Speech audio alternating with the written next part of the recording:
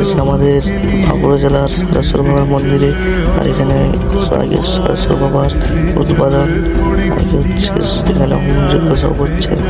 আর আমার যে পেছনে সাধুটা দেখতে পাচ্ছ, তারকেশ্বর তখন মেন পূজারি এসেছেন সারেশ্বর বাবার উদ্যোগ।